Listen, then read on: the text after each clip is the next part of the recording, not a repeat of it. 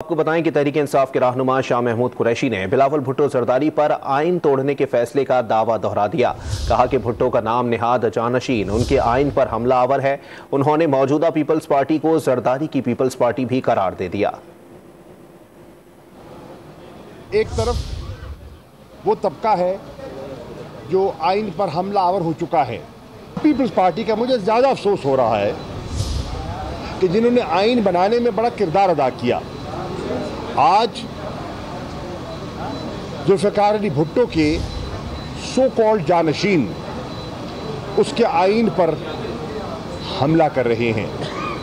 सितम ज़रीफ़ी देखिए,